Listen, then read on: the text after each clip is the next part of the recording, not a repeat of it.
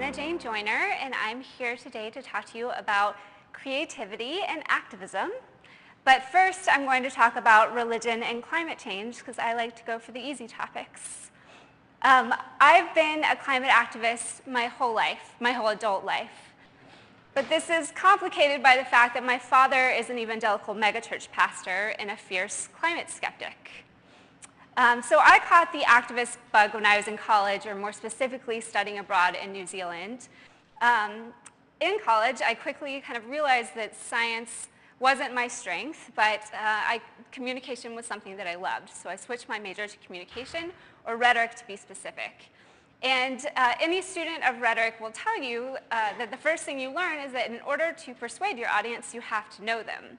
So I decided to try that trick on my dad, and I read the Bible, and I learned that it has all of these rich stories and narratives around caring for God's creation and good stewardship and loving your neighbor.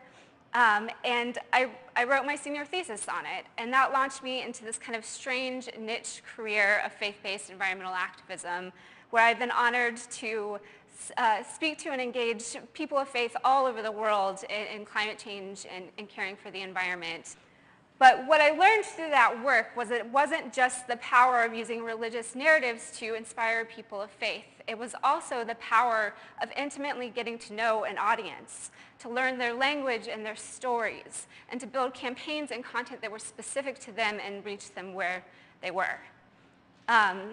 Great artists and storytellers will tell you that you find the universal in the specific, but it doesn't work the other way. As one of my mentors likes to say, if you don't know who your audience is, you're just building a campaign for yourself. The projects and the audiences vary, but the goal stays the same. It's to intimately get to know who we're talking to understand how to speak to them, their language and their stories, to build content and campaigns that reach them where they are. So that's pretty hard to do. It takes resources, it takes skills, it takes research and time and capacity. And oftentimes in the world of activism, we tend to jump straight to the ask or to the issue, and we fail to do the deep creative work of figuring out how to meet people where they are. But it's critical that we don't skip this piece, because no matter how important our issues are or how brilliant our solutions are, if we can't get more people to care about them, we can't succeed.